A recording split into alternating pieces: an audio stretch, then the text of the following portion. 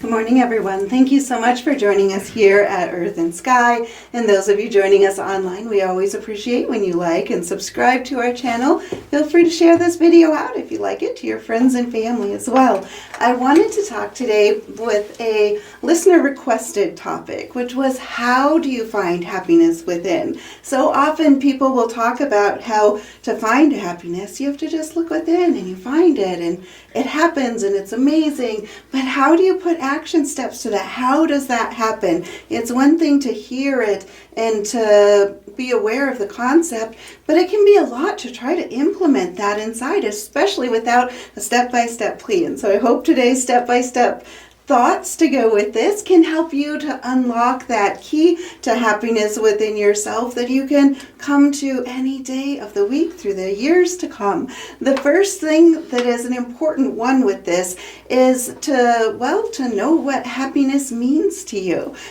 So often people don't define happiness. They may look for happiness somewhere outside of themselves or trying to figure out what is the concept of happiness? Perhaps looking at definitions, multiple definitions of what is happiness might help you a little bit with getting to your definition of it. But I'm going to go through some of the other steps and we're going to be circling back around to that one. We'll be doing a couple more breakout topics on some of the topics I'll be talking about here today as well. But the next step would be to like yourself. It's hard to be happy within yourself if you don't like who you are. And I think a lot of times people don't take the time to think about, who am I?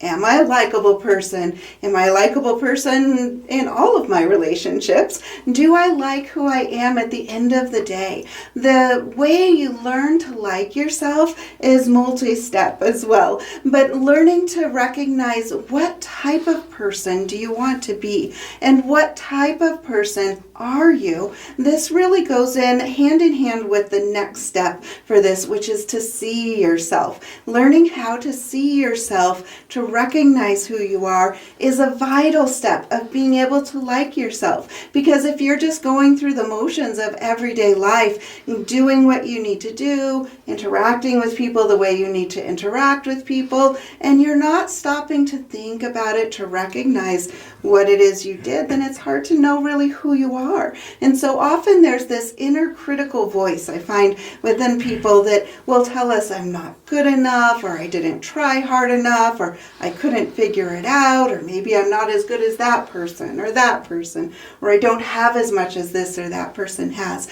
And the first step to learning to like yourself is to quiet that voice, to learn how to see the traits that you have that you actually like within yourself. Because with every person on the planet, I could find several traits that actually are likable within that person. And then as you start to recognize what traits you do like, then you can start thinking about what traits would you like to have more of in your life. Maybe looking at people that you admire, whether it's people you have in your day-to-day life or people that you see as role models on television or biographies you read or anything like that. Look at and examine what are the traits that you like within them, because as you bring those traits into yourself, you're going to start finding yourself as a more likable person because you like what you see, you like what you experience, you like what you are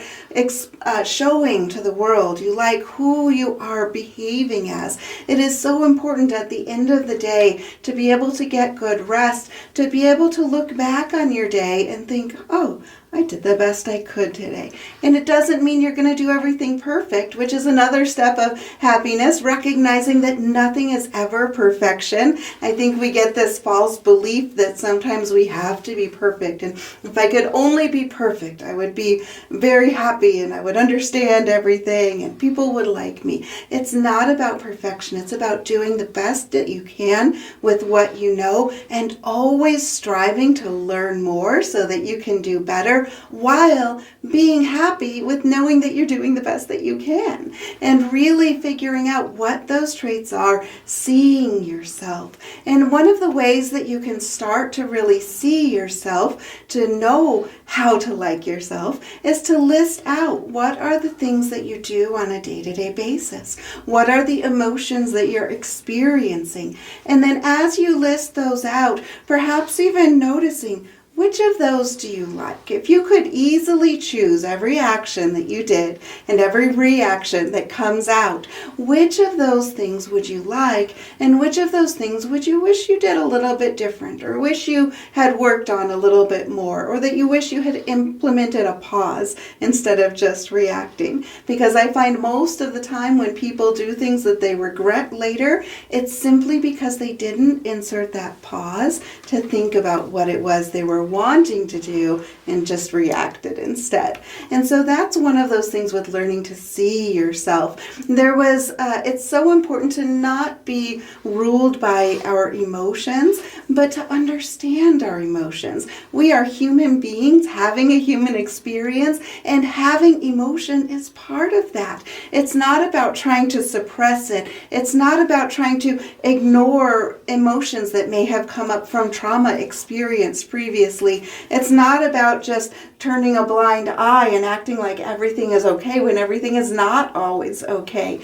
It's about recognizing the emotions that come up and then doing something with that, acknowledging them and implementing that pause so you can choose how to respond instead of react. And the more you do that, the more you're going to find you are creating a stability within yourself. One of the examples that I thought of with this was a friend of mine a while back had been dealing with an issue with fleas when the animals in his house had brought fleas in, and he was very embarrassed by that at first. And his grandmother told him it's not something to be embarrassed about. Fleas happen. It's not a big deal. The thing to be embarrassed about is if you don't do anything about it and you let them continue to happen over and over, and it just gets bigger and bigger. And that's the same thing really with our emotions. It's not that we're not supposed to ever be angry. It's not that we're not supposed to ever get sad or whatever the emotions are that you have, but it is our duty here, trying to be the best souls that we can, to recognize what those emotions are as they are coming up, to see it within yourself, to acknowledge it, and to know that you are okay, and not using that critical voice to condemn yourself because you had an emotion that seems like an unpleasant emotion that came up. But it is also just as important to make sure you are recognizing what those emotions are and not allowing them to rule your actions. Because it's when the emotions rule our actions that our brain gets chaotic and we feel like we no longer can think with clarity. And it's then when the emotions have ruled our actions that we regret things and we feel we need to apologize, or we're too embarrassed to apologize, and we just keep running with things, and that inner critic in the mind gets louder and louder as it says we did a bad job, we're not a good person, whatever that thing is that it's telling you in your brain. It is fixable and it is not broken. It is something that is part of our human experience, and part of that path of finding happiness is seeing yourself where you are and knowing that it is okay to be where you are. I think sometimes when people start to see themselves, and we do this journeying work into ourselves to figure out, okay, where am I right now? If I'm okay, where am I? And it can be startling. It can be a little bit surprising to realize, wow, I've been acting like this for years, or thinking like this for years. I didn't realize how other people were experiencing me because I was being ruled by my own emotions. And being ruled by our own emotions often brings a flood of unhappy feelings, regret, resentment, just feeling a bit down. That flood can overtake us, and it's hard to climb out of that fear and worry become insurmountable, it seems, as that voice continues to get louder within us. But when we learn that we can stop, we can insert this pause, and you really recognize and you believe within yourself it is okay to be exactly where you are right now, because self-examination is the biggest part to be able to do any of the other steps here.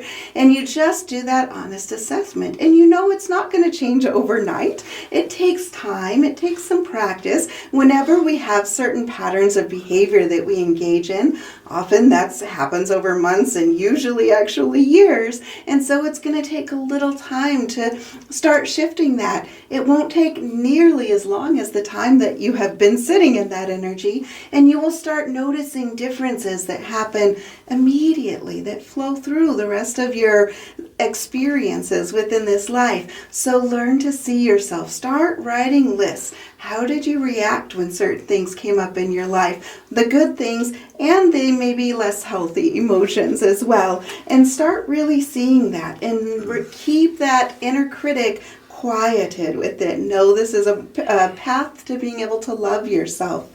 And one of the next steps then is to also recognize, what do you have? What do you have in this life? It's important to know that happiness is not about accruing things. So often when we feel this hole within our heart, or there's a hole in our emotions, it actually registers in certain equipment that measures the bioelectromagnetic field around your body. We can see there's a physical hole that shows up in that energetic field around. And when you feel like you have that, oftentimes people will try to fill that. They'll fill that by buying things, by eating food, by going relationship to relationship, trying to get something to fill that hole. But nothing external will ever fill that hole. What fills the hole is the acknowledgement, seeing who you are, and learning to implement healthy patterns that allow you to start living that life that you want to live.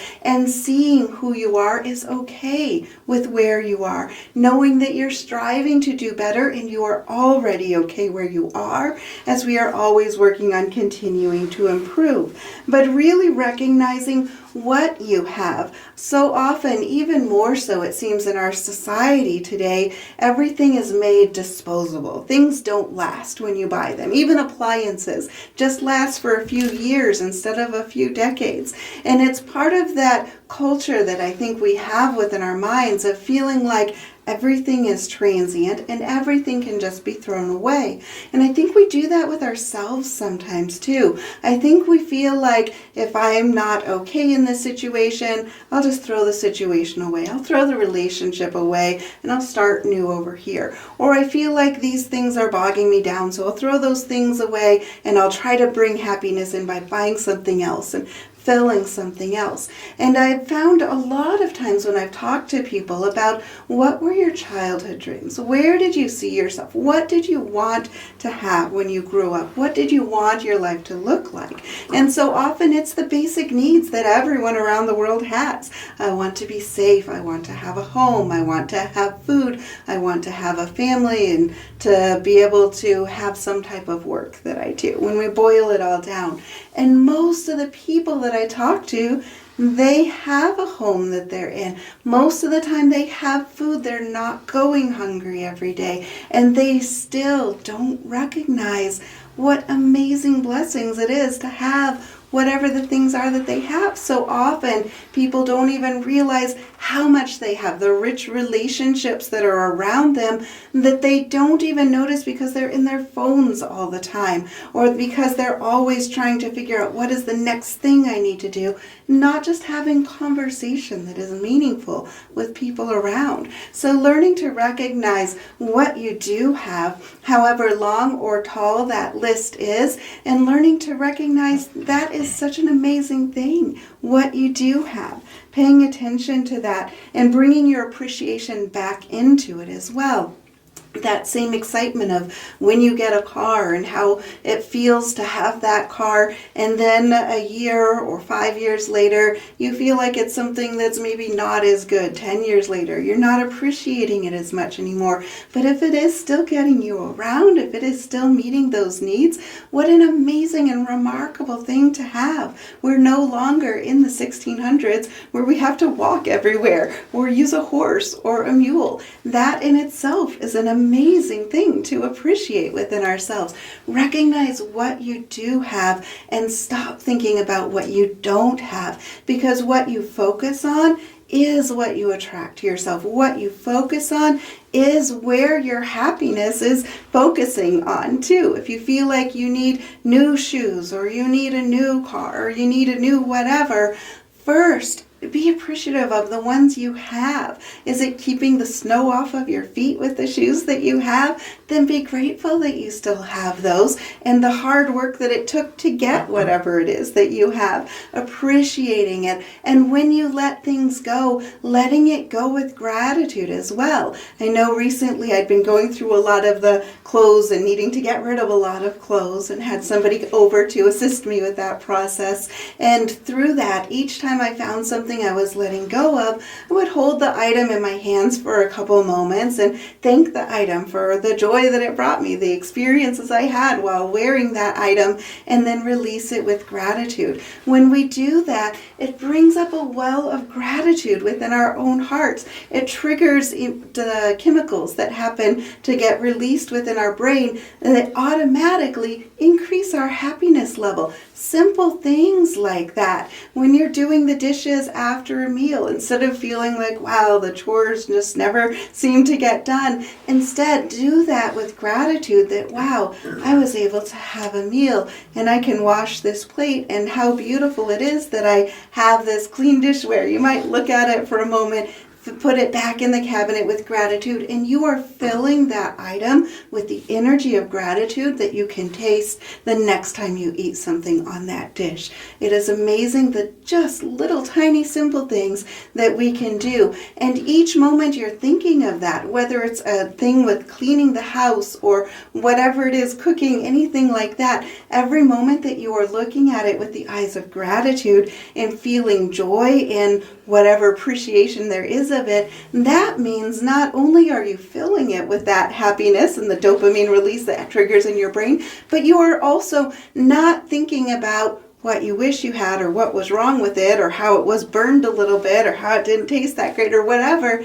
You're not thinking of those, so you're not triggering that chemical reaction in yourself. Instead, you're triggering, we're very simple chemical creatures. You're triggering a reaction that brings up joy that will make it easier to do the bigger things. And when those bigger things happen in life, when we have very serious things that come up in our lives, we can go to at a much easier, graceful point, bringing up the happiness, bringing up the sense of peace, because we have trained ourselves to find it in the little things as well as the big things. The next step of it is to engage others too. I've sometimes found talking to people that they feel so lonely, they feel so isolated, and when they may go out into public, maybe going to a shopping mall or something like that, because they just want to be around people and they haven't had conversation. And yet when they walk out into those public spaces, they don't smile at anyone, they don't say hi to anyone, and they feel lonelier afterwards because of it. And they wonder why nobody smiled at them and why they had no connection. But we must initiate the change in our own life. We cannot wait for a hero to come in to shift it, to read our minds, to know what we need. We have to be the initiator in our own lives for that. And it was fascinating. It was kind of funny when I was talking with my husband a bit earlier about how so often when men greet each other in public, they'll just kind of look at them and kind of stare in the eyes. Like, I think like the caveman a little bit more. Are you friend or foe? Will you smile, or do I need to look at you a little bit harder? Maybe it's not quite as exaggerated as that, but so often there's this interaction that is a bit tense when they look at each other, and it doesn't have to be. My husband, I'm lucky, is one of the ones that will initiate that smile first, and it's so fascinating to watch. At time after time, the other man that he smiles at goes, oh, I can relax the shoulders. You see the shoulders relax, the smile comes out like, okay, and then just walking, going about your own day. We can do that, men or women, either way, but when we do that, it not only helps us to be happier, it shares that. And that simple act is a way that we can give in this life. Sometimes it may feel like you have a lot to give, and that's fantastic. Sometimes it may feel like you don't have a lot to give, but that is something that is so easy and so simple that we can give to others, and it immediately fills us up with a better feeling as well. You can take it farther and say hi, or how are you doing, or something like that, or just keep it simple with a smile, and you're making a connection when you do that. Recently, when I was at an assisted living facility, I was making a point just to make connection with people when I saw them, to look them in the eyes, to smile, to say hello. And one of the residents, I remember how she looked still when in my mind. And when I smiled at her and I said hello, she took my hand and she said, well, hello. And she said, it's a good day, isn't it? And I said, yes, it is a good day. She said, it's a good day when you are seen. So often we don't really see each other. And there was a heart-to-heart connection, looking in the eyes and that acknowledgement. And she said, I see you too, and I hope you have a good day. And how much we need that, how important, how vital that is. I know one of the things when I had gone through many years ago, a period of being homeless myself, I realized how much people don't want to see you if they feel like you aren't somebody that they want to engage in. And you can go long periods of time with feeling no one dares to look you in the eye or wants to see you or acknowledge that you exist. And if that goes on for too long of a time, I've watched people lose their will to live, lose the feeling of knowing their life matters. And we can give that so easily to each other simply by a smile, seeing you, seeing the other person, feel it with your heart. I know you exist. I see you. And we can just move forward with that. That is another key path to bringing happiness in. One, initiating that, and two, being the hero of your own life, not waiting for someone else to save you, not waiting for someone else to initiate, knowing that yes, sometimes it might feel nice to have someone step in, read your mind, know what you want, but it is not as likely to happen, and you can be responsible for your own happiness. Being able to see the light in others as well, that comes after you learn to like yourself. You have to learn to like yourself, because when you like yourself, you like what you see in the mirror, you get comfortable with who you are, it becomes very easy to start seeing that light in others and no longer seeing what you wish you had in someone else or what you want to portray that someone else portrays. You see their unique light and you see your unique light and you see how amazing it is that we all share this planet together. Just being able to smile, being able to laugh, and recognizing the next step that the little things just don't really matter. So often we will get stressed in our culture about such little things that don't really matter, feeling like the paper that you have isn't the right stationery for what you want to do, and getting so anxious over that, or feeling so frustrated because the dog ate one of your favorite pairs of shoes and how that just ruins everything for your day, or feeling like, whatever those little things are, they are different for everybody. Spilling a cup of coffee in the morning and you're not awake enough to want to deal with it. That is all such little stuff that really doesn't matter. And when you allow that to interfere with your entire day, or perhaps even longer, then those little things, the chemicals in our brain think those little things are gigantic things that are going to keep us from having a day that we choose and what we can receive through our day. So recognizing what is little, letting it go. When you're on your deathbed, are those things really going to matter? That might become the scale that you weigh that with. Should I get that upset? Is it something that when I'm in my final moments I'm going to care about? Probably not. Is this something that I'm going to care about a year from now? Probably not. Then why don't I let it go and choose happiness instead, and be able to find how to raise that ability to laugh at the little things that don't go your way. That's the next level that I know has made a huge difference in my own life. There are so many things that when you can find the laughter in it and how funny it is in its ridiculousness, it really can make a huge difference, and not getting overworked up about the things that may not have been what you wanted to do, and being able to just let those things go. So again, in summary, learning to like yourself, learning to see yourself. We'll get into that again a little bit more later on. Knowing what do you have, seeing what you have, bringing that into focus so much more than what you think you need or what you think you want to have.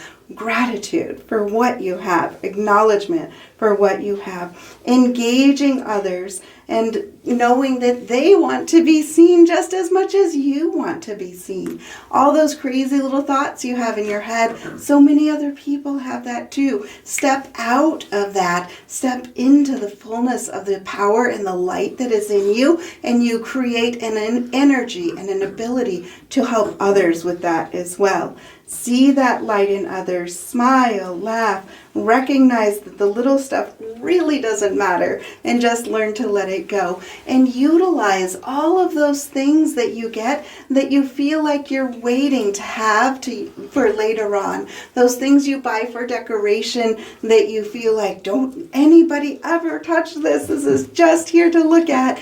Instead, use it. Use that beautiful candle. Use those beautiful soaps. Use whatever those things are that you're saving for another day, and enjoy them. Don't let it just collect dust on a shelf to be thrown away when you're sad about having to throw it away. Utilize it, enjoy every moment, every minute, and bring that gratitude up. I hope that gives you a whole list of things you're going to be trying over the next few weeks, and enjoy. We love to hear your feedback too as you try all of these. Please remember to go to our website, earthandskycenter.com, and like and subscribe. Thank you.